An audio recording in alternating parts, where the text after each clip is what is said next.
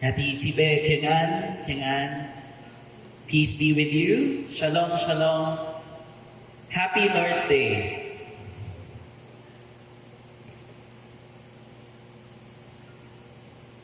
Inae ingbong si Itzay ti Lokha Hokim te Tsagochu te Tsapitkaw sa Tsapitat. Luke chapter 15, verse 11 to 32. If you have your Bibles with you, please turn with me to Luke chapter 15, verse 11 to 32.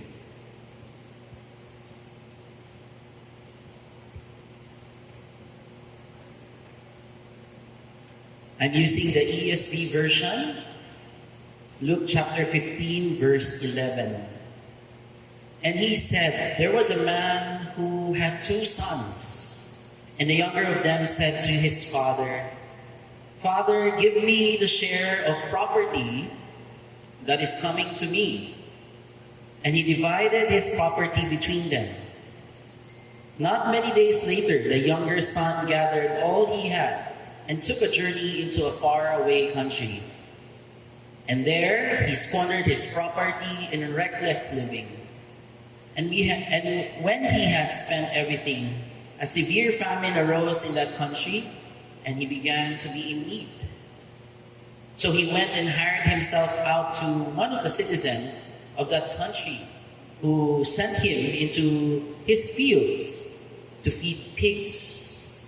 And he was longing to be fed with the pods that the pigs ate, and no one gave him anything.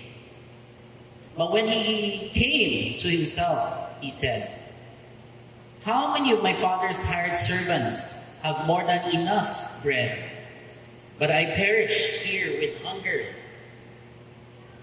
I will arise and go to my father and myself, and I will say to him, Father, I have sinned against heaven and before you. I am no longer worthy to be called your son. Treat me as one of your hired servants. And he arose and came to his father. But while he was still a long way off, his father saw him and felt compassion and ran and embraced him and kissed him. And the son said to him, Father, I have sinned against heaven and before you. I am no longer worthy to be called your son. But the father said to his servants, bring quickly the best robe and put it on him, and put a ring on his hand and shoes on his feet, and bring the fattened calf and kill it, and let us eat and celebrate. For this my son was dead and is alive again. He was lost and is found. And they began to celebrate. Now his older son was in the field. And as he came and drew near to the house, he heard music and dancing.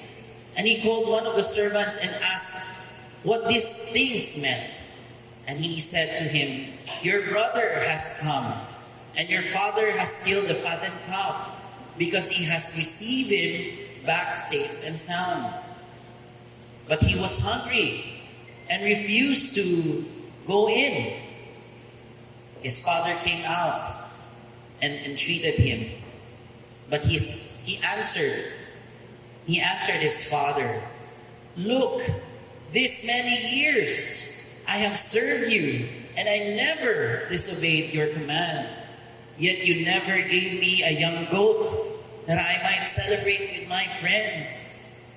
But when this son of yours came, who has devoured your property with prostitutes, you killed the fattened calf for him. And he said to him, son, you are always with me, and all that is mine is yours. It was fitting to celebrate and be glad, for this your brother was dead and is alive. He was lost and is found. This is the word of the Lord.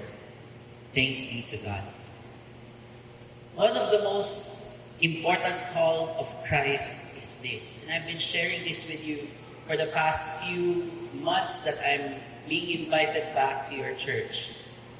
The call of Christ is this: whoever wants to be my disciple must deny himself, take up the cross daily, and follow me. You see, this is what true Christianity is about. It's not just allegiance to Christ, but to truly understand that there is a cost in following Jesus. There is a cost in following Jesus. This means that it is not only allegiance and trust, that's it. But it means that when we are called by Christ, genuinely and wanted to be His disciple, then we must be willing to live in absolute denial of ourselves.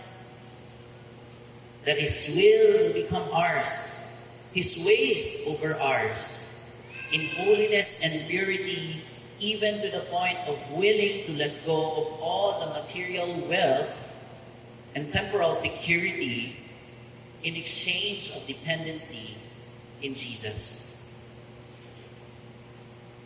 The question is, have we counted the cost?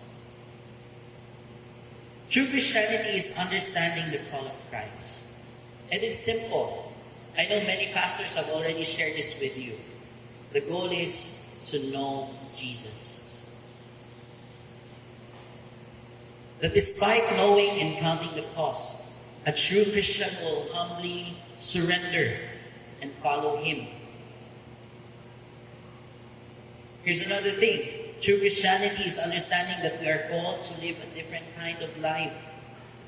That as we follow Jesus, we are set apart for His glory. Have we considered the cost? Have we asked the question, are our lives worthy of His calling? 1 Corinthians chapter 8 verse 3 says, "But if anyone loves God, he is known by God." Matthew chapter 7 verse 22 to 23 says, "On the day many will say to me, Lord, Lord, did we not prophesy in your name and cast out demons in your name and do many mighty works in your name? And then I will declare to them, I never knew you. Depart from me, you workers of lawlessness." So the best question here is, do we really know God and love Him deeply with our all? Abba Father, we wanted to be close to you. Draw us closer to you and never let us go. Our desire is to truly and deeply know you and to be with you now and forever. Amen. The parable of Jesus today clearly points us to God's lavish love for sinners. That's why I entitled the sermon, "What a Prodigal God We Have." Susansi told me, "Are you sure that this is your title? Is it not the prodigal son?"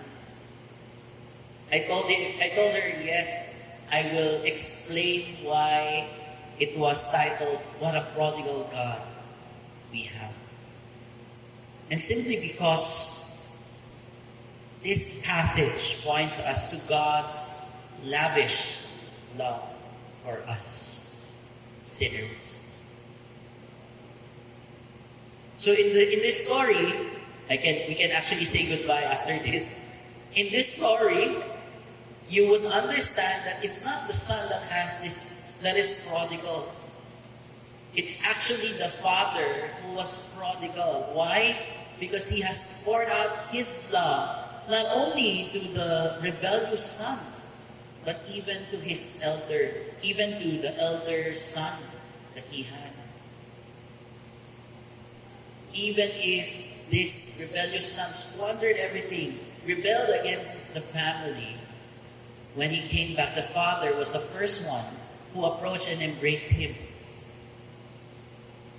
Even when the elder brother questioned that action, that response, the Father continued to explain to him how he loved them both. You might say this story is Jesus, the way of Jesus to explain what the kingdom is all about. And more than that, the parable was meant for us to see who Jesus was. So if you're going to look at the parables of Jesus, first you must ask, what does this parable say about Jesus? What is this parable saying about the kingdom of God?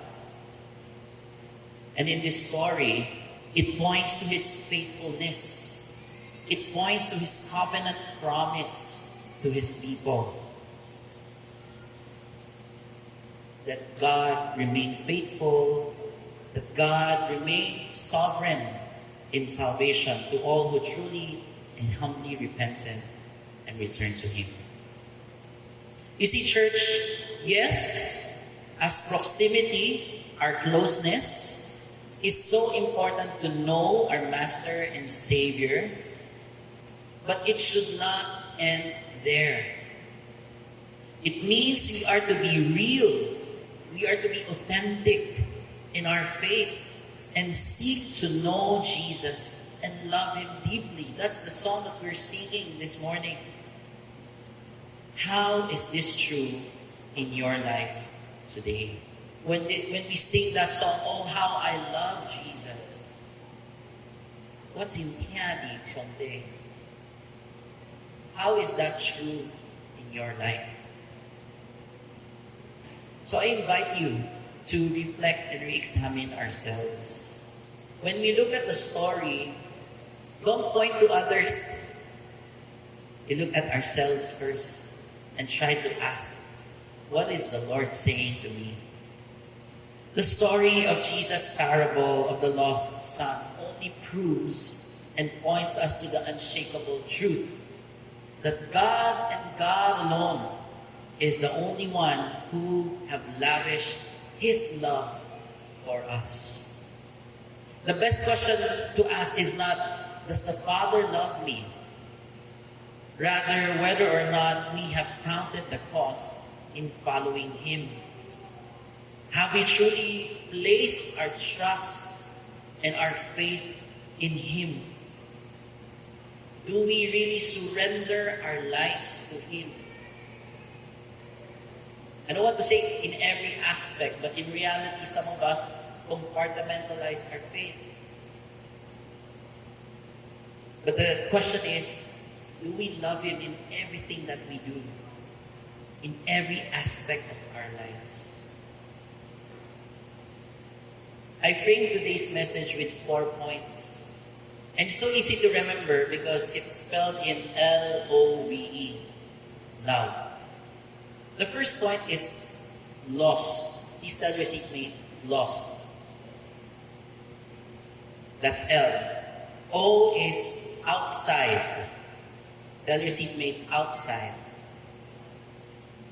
The third point is vulnerable. Tell your seatmate, vulnerable. And the last one is extravagant. Lost in sin. All of us were lost once and have fallen short of God's glory. We have this tendency to reject all the blessings and privileges we had in him. We have actually rejected that privilege and blessing that we had, as evidently seen in the story of Adam and Eve. They all had the blessings of God. Right? In the Garden of Eden, you don't have to work. Food is available anytime. Right? You know the greatest blessing in the Garden of Eden? They were walking with God. They were in the presence of God. And they were sinless. But they failed. When they saw that the fruit, the forbidden fruit, was seemingly pleasing. They felt that there's nothing wrong with the fruit. No? So when Eve was tempted, she ate from it.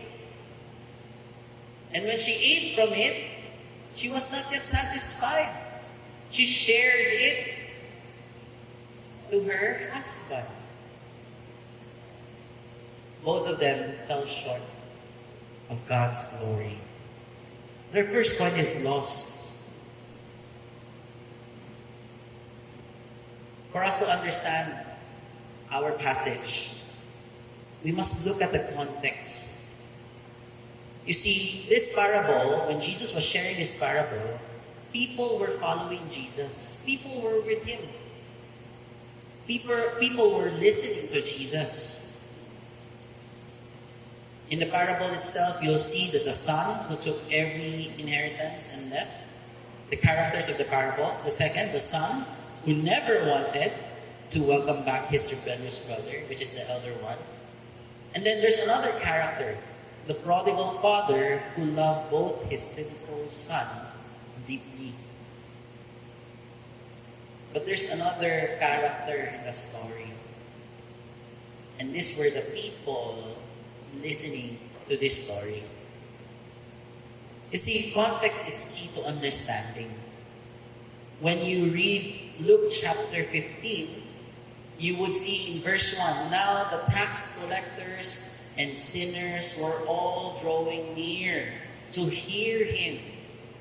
So the sinners and the tax collectors were listening, surrounded Jesus as they draw near to him. You see, Jesus has been ministering his gospel and have been the talk in town. He was famous. And so even the tax collectors who were rejected by the Pharisees and the scribes were curious. And so they draw near. Sila ang lumapit. They went to Jesus because they want to hear what Jesus is teaching. They even probably saw that many, or heard that many were healed as he taught, as he preached, as he rebuked many people and called them for repentance. He was gaining new followers. He has caught the attention of many. Particularly in this chapter, he was receiving and at the same time having table fellowship with the sinners and tax collectors. You see, Jesus had this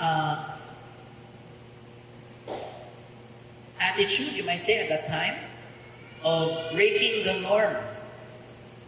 Because at that time, if you are a teacher, a rabbi, someone to look up to in terms of spiritual walk with the Lord, normally the rabbis, the teachers, the Pharisees, the scribes will not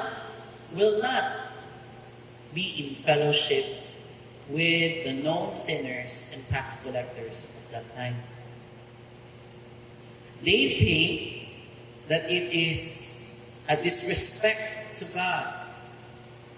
They think they're dishonoring God as they walk and associate with this kind of people.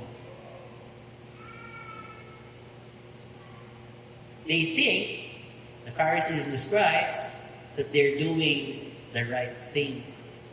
They're doing what is holy. And so we enter with the context of Jesus' teaching using this parable. This is not the only parables that Jesus taught, by the way. But this, you might say, when you look at Luke chapter 15, it comprises of 3 stories. The parable of the lost sheep, the parable of the lost coin, and the last one is the parable of the lost son. So if you remember, I preached a sermon with you last year about the lost sheep and the lost son. And this is the continuation that we're going through. There are 2 contrasting people that can be seen in the crowds trying to listen. The tax collectors and the sinners, the scribes and the Pharisees. Our parable begins with the story of a family, father and his two sons. It begins with the story that the younger son asked his father for his share of his estate, which would have been half of what his older brother would receive. You have to understand the context that in Mosaic law, the rule is that when it comes to the inheritance of the estate, 1/3 is for the younger, 2/3 is for the older. You see, one thing that you would really or easily notice is that the younger son seemed to be rude. In our context, di ba? Actually, the father is not yet dying, or the father did not die, and yet he asked for the inheritance. Tagalog term is bastos. Right? It was rude. Because it was like saying that his father has already passed away. But in the story, we would see that instead of getting angry and rebuking this younger son, the father freely gave him what he wanted. You do not see the father getting angry. He just gave it right away. In this picture, we would see how the son chose the path to turn away from his father and his family and squandered all that he has and simply enjoy his reckless living. Right? Di ba dapat wreckful? Full of wreck. Isn't it a picture of a reality of us? When we fell short of God's glory and we think that we can live on our own. When we were banished from the Garden of Eden, we understand that we fell short. Isn't it the same today that many of us were drenched in sin, living independently without God, and thinking we can simply enjoy this life without Him? Isn't it a picture of a foolish ambition, thinking that we can live happily and enjoy life without the Creator, without God in our lives? You see, this is the very sin of Adam and Eve. The Lord has given them everything, every blessing to rule over all the earth. Adam had the opportunity to name every animal, was provided with everything that they need, enjoying God's fellowship, God's generosity, His grace as He walks with them. Yet they were easily tempted by the serpent and have fallen into sin. This too is the reality of the younger brother who demanded to have his share of inheritance and left. He squandered everything until he became poor. So poor that he lived among the pigs just for food.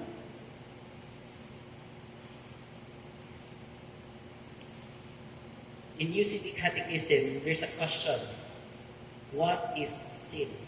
And the answer is, sin is rejecting or ignoring God. Sin is rejecting or ignoring God in the world He created, rebelling against Him by living without reference to Him, not being or doing what He requires in His law, resulting in our death and disintegration of all creation. You see, there is more in the story of the younger son.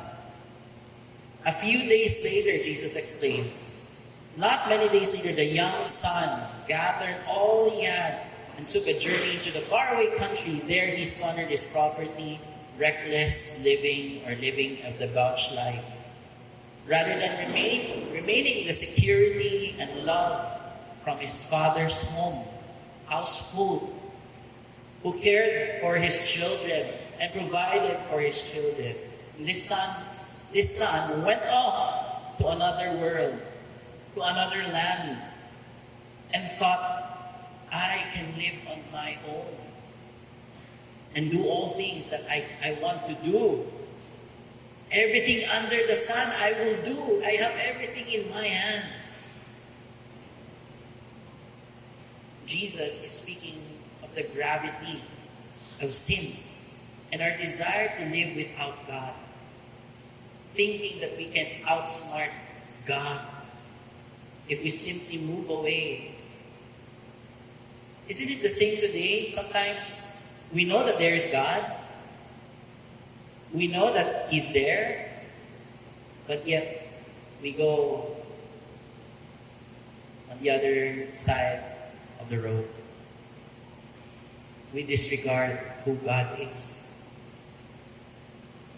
Or on the other hand, we acknowledge that there is God. We acknowledge that Jesus is Lord in our lives. But when we re-examine ourselves, it was never true in our lives. We acknowledge Him by mouth, but not in our lives.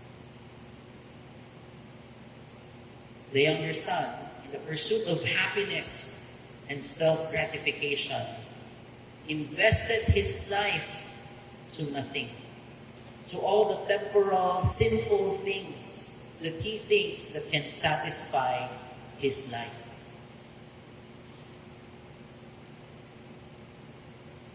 A very short amount of time that costs everything that he has.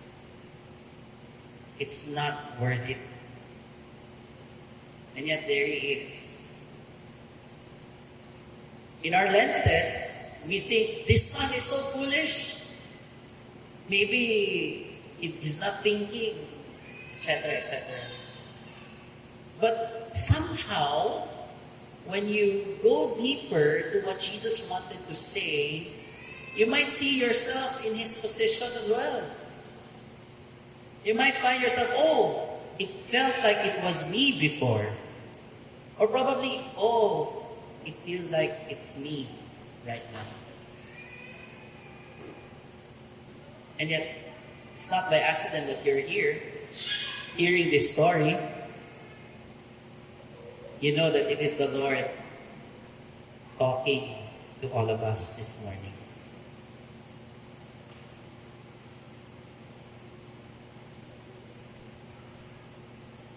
A severe famine came, and probably food became inaccessible, especially for this rebellious son.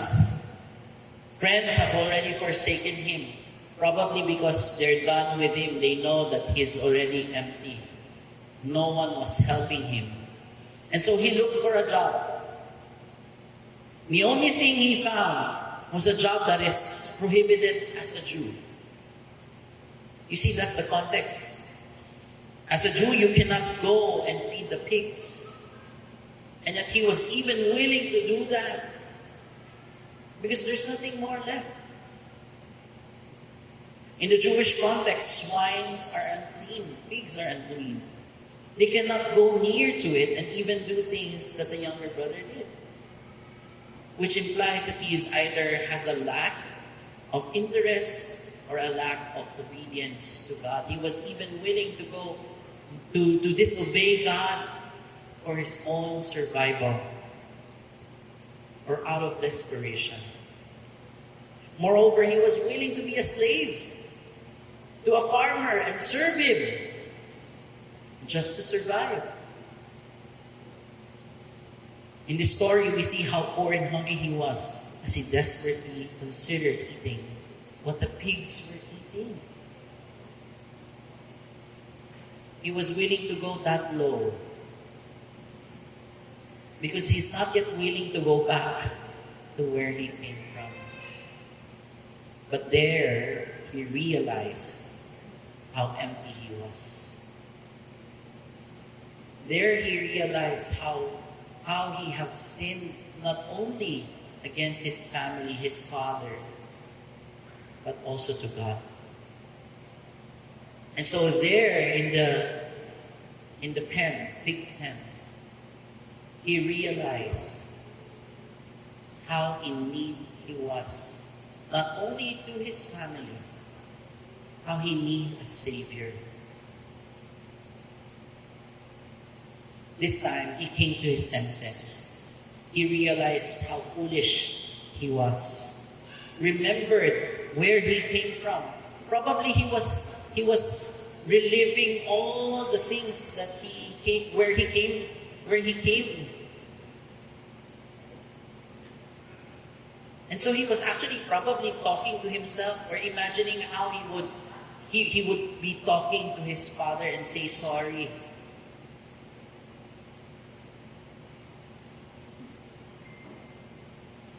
Now, the tip of the iceberg is this. Though sincerely apologetic and sincerely wanting to ask for forgiveness, it actually requires action.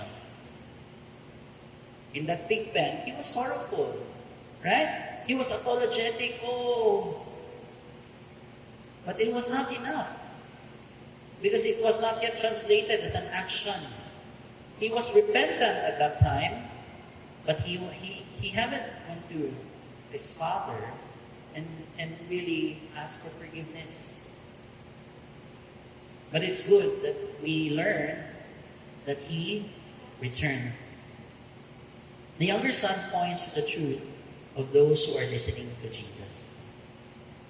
The outcasts, those who were in sin, those who were branded as sinners and tax collectors. Jesus was ministering to them and was stirring their hearts to see the reality of sin. In that story, Jesus was also calling them to repent. Calling all of us to repent. That we too were all in darkness and in sin. We are lost, without hope, supposedly on our way to destruction, eternally separated from the Holy God because of sin. Because of our disobedience. Yet, in this story, Jesus is pointing out that when we repent, there is hope. That's the first point, lost in sin. But the second is outside. L-O-V-E, outside. Outside and foreign from His love and care. Some of us might find ourselves in proximity of the Father because we are in the Father's house, yet only to find out that we have placed ourselves outside and have been foreign to the Father's love and care in our selfishness and self-righteousness. So I would try to jump up the story as we wanted to look at the other son. We have two sons, right? The one who rebelled and the one who was the older brother. Usually kasi when we look at this story, we just look at the prodigal son. That's it. But there's another story that Jesus was mentioning. And it was the older brother. The older brother, when he saw that there was a party for his brother, he was so frustrated and angry. And he even responded to his father, "How come you're throwing a party for this rebellious son of yours? How come you have welcomed him back despite all the things that he has done for you? And how come here I am, very loyal, stayed in your house, took care of everything that you need, you didn't even give me anything?" But is that statement true? Totoo ba yun? For me, that's false. Because he was in his household. Because he has all the blessings inside the Father's house. And yet, when you look at the story, it felt like these two brothers are just the same. Two different stories, but same in motive. You might say he wanted the same thing.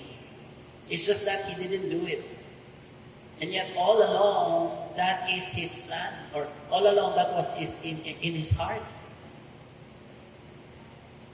But forget the inheritance part. You look at all along, they were the same. They were both in the same house. The rebellious son didn't even bother if he didn't even think about the love that the father has for him. But the older son is also the same. He never knew his father. He never knew how the father loved him. He even overlooked every blessing that he had.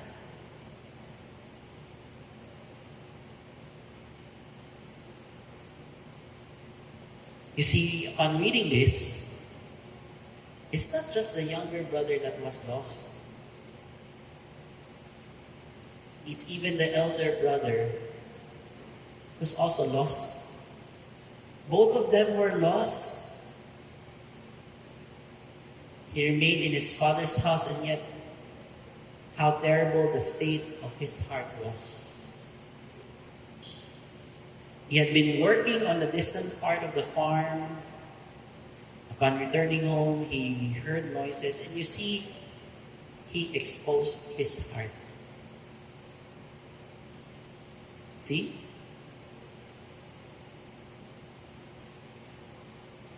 In his self-righteousness, he had neither love nor mercy for his brother. He thought, I'm the right one. I am the only one who was righteous.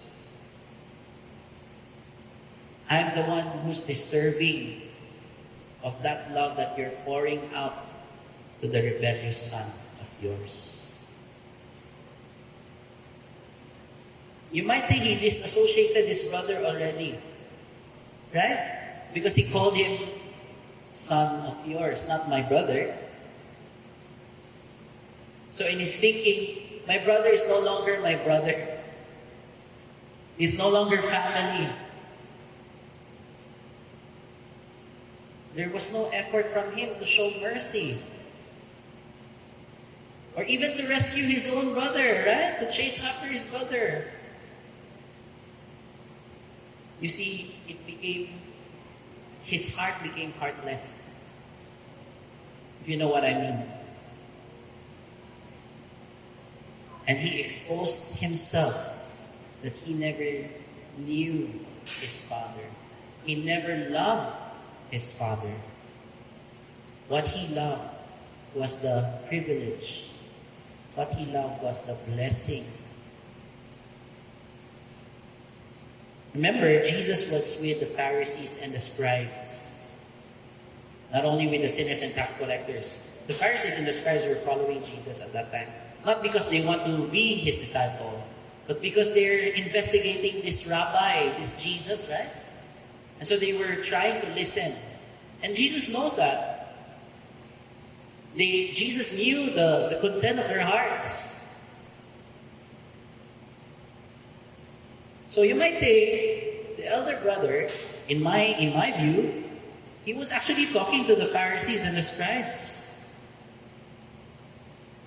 As they kept the outcasts of their society away from God's mercy and forgiveness for quite some time, giving them a hard time to repent and be accepted in their society, be taken care of others. Just imagine, even the sick were not taken care of. They cannot go near to those who are sick, far away from what the Lord desires for them. They think that they have the higher ground in terms of morality and saw themselves as superior. But in this story, to bring it to ourselves, are we truly in the grace of our Lord Jesus? You might say, are we abusing the grace of God that has given to us? Or are we overlooking the love of God Sometimes, I know that already. I've heard this story before. No? And then our hearts become callous. No? The Word of God doesn't pierce through because we think we're already doing what is right. We think we're already okay. As the story exposes the sin of self-righteousness or self-centeredness of the elder brother,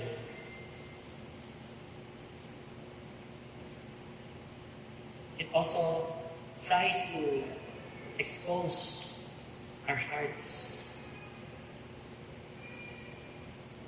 The older brother thought that he was already earning, right? Earning. He already earned it. He already earned his right to become the next in line. Earning his way to his father. He thought that he already earned everything. But the truth is, he too was lost. Isn't it true to us today? When we examine ourselves, we might also find ourselves in that situation. And so I pray that we also humble ourselves before God as we think about that. The last 2 points is vulnerable and extravagant. I use the word vulnerable because I want us to be vulnerable to the grace of God. There's a need for us to be vulnerable, to be open, to be repentant, to be in surrender to the grace of God, and to cherish the love and the blessing of God for us, His children. John 1:12, to those who believe in His name, He gave the right to become children of God. When you place your faith in Jesus, you have already the right to become His children.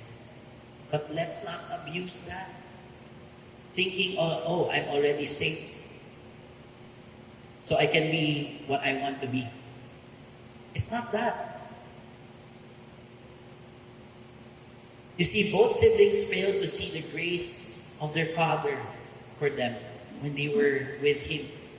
And yet the same is true for us today.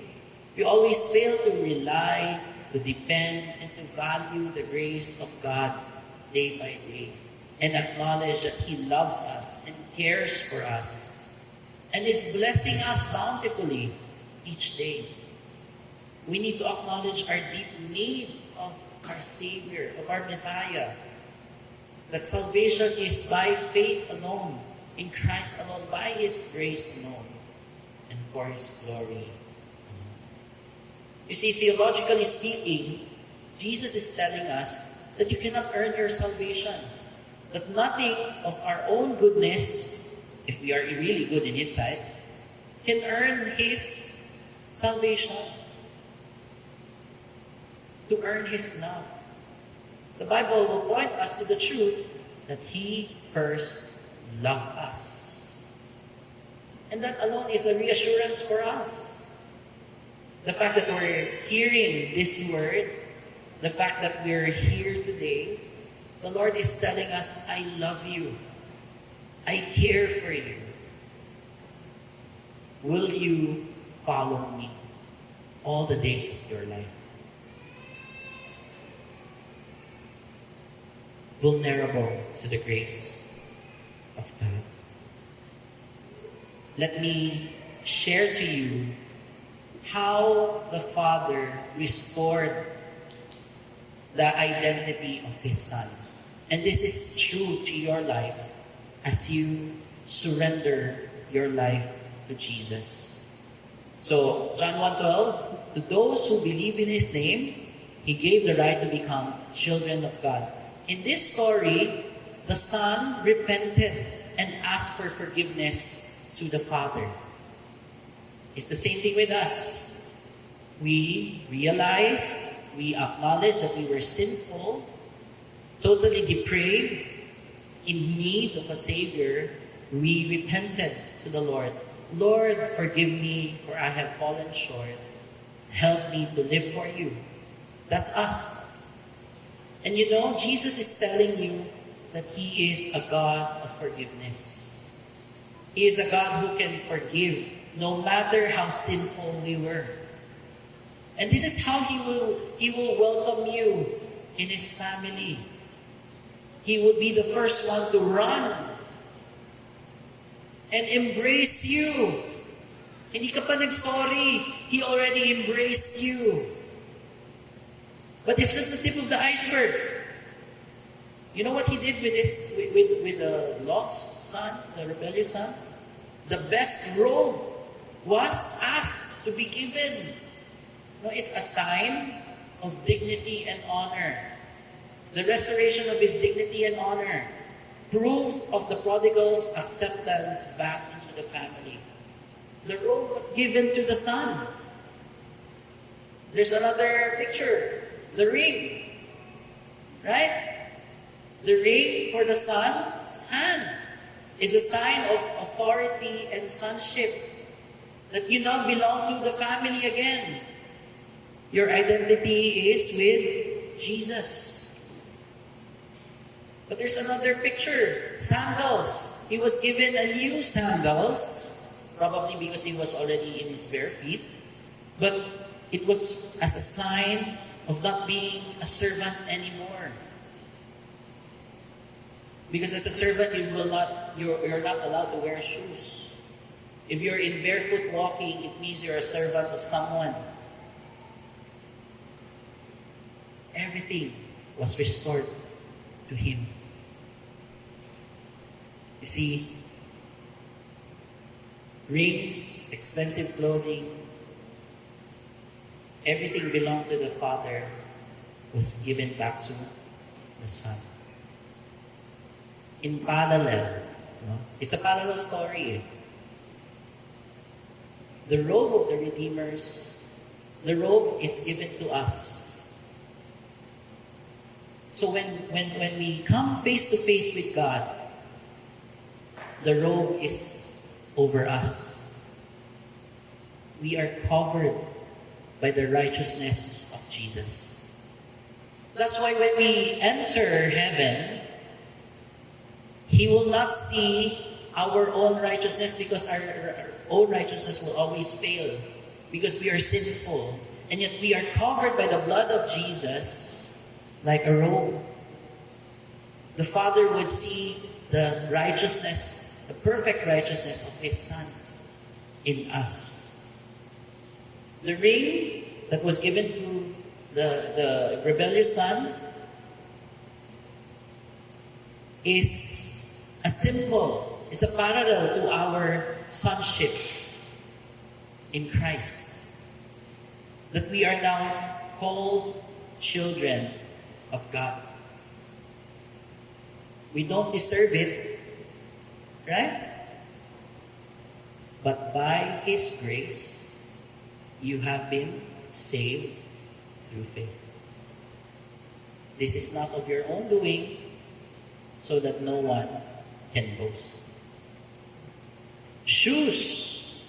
No? We are given shoes of readiness that comes from the gospel of peace. That's from Ephesians chapter 6.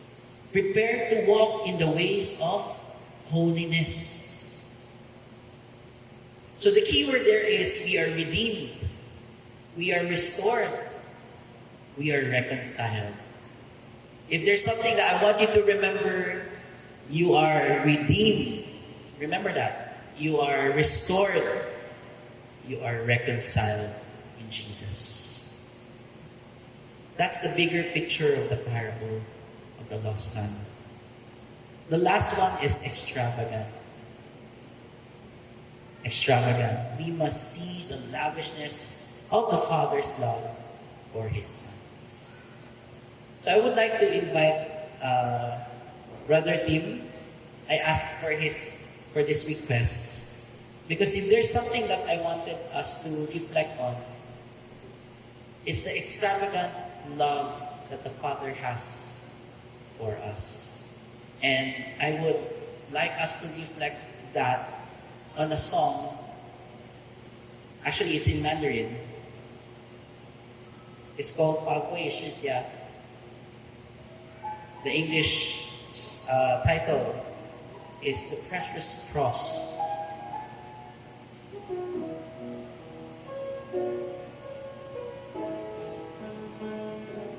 주耶稣，我感谢你，你的生为我而生，带我出黑暗，进入光明国度，使我再次能看见主耶稣，我感谢你，你的宝血为我而流，宝贵是加上一次恩典永留，使我完全的自由，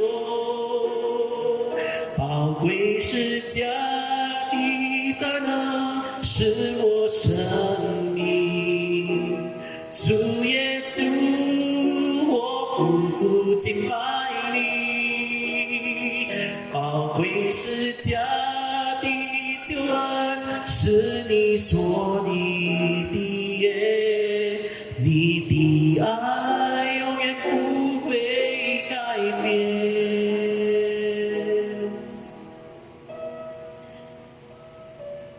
Thank you, Lord, you died for me.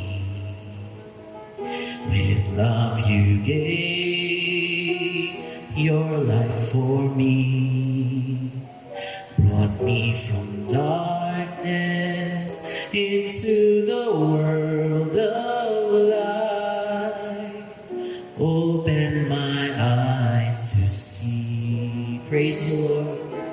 Praise you, Lord, your love for me, your blood of grace flows over me, your tender mercy pours down from Calvary,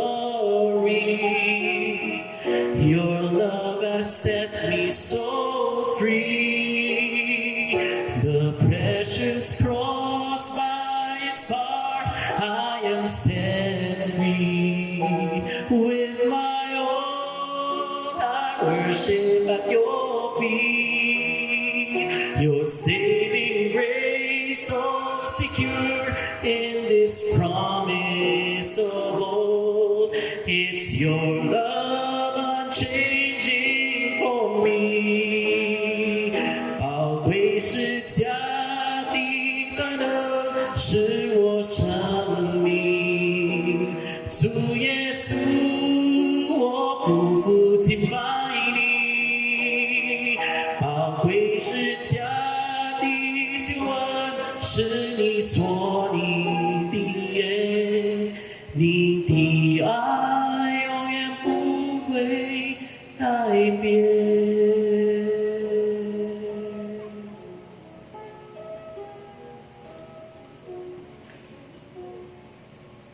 The love of Christ is extravagant.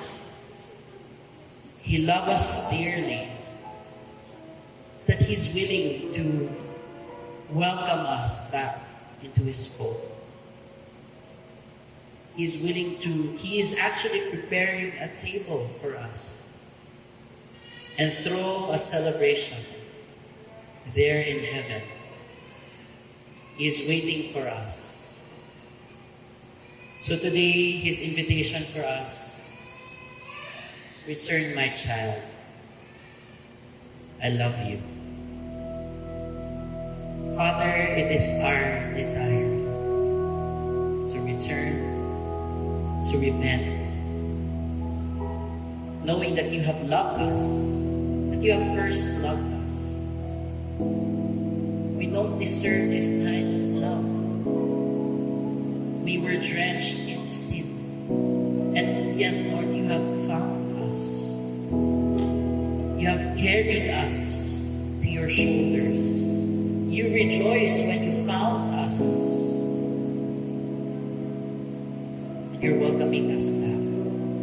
Father, I pray that this too would be your message to all of us. Your invitation is to come. And so, Lord, we surrender all to Jesus. We surrender our lives. We surrender to you, our Lord and Savior, Jesus. Let us receive God's blessing.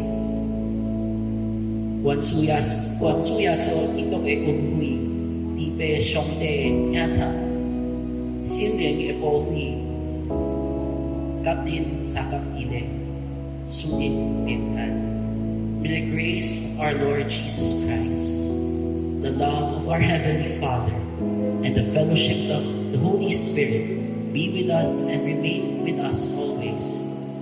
And His shalom peace covers us as we wait for His return. In Jesus' name we pray. Amen and amen. God bless everyone.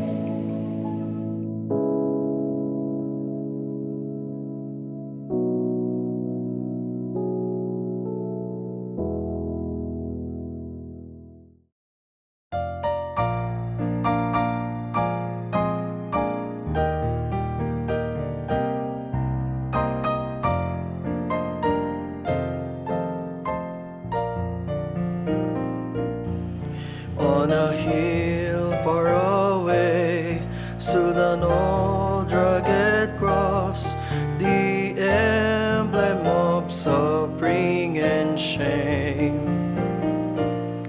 And I love that old cross where the dearest and best for a world of lost sinners was slain.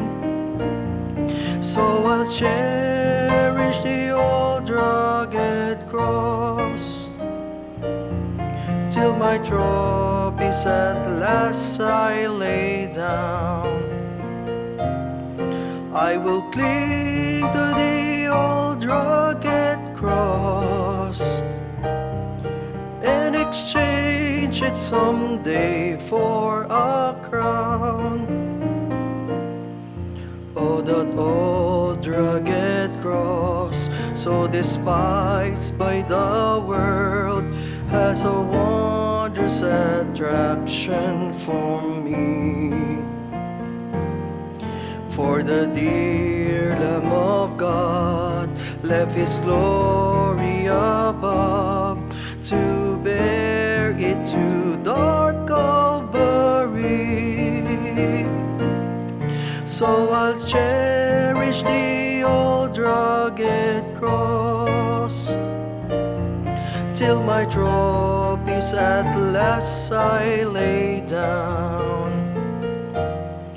I will cling to the old rugged cross and exchange it someday for a crown. In the old rugged cross, stained with blood so divine, a wondrous beauty I see. For dear Lamb of God left His glory above to pardon and sanctify me. So I'll cherish the old rugged cross till my trophies at last I lay down. I will cling to the old rugged cross and exchange it someday for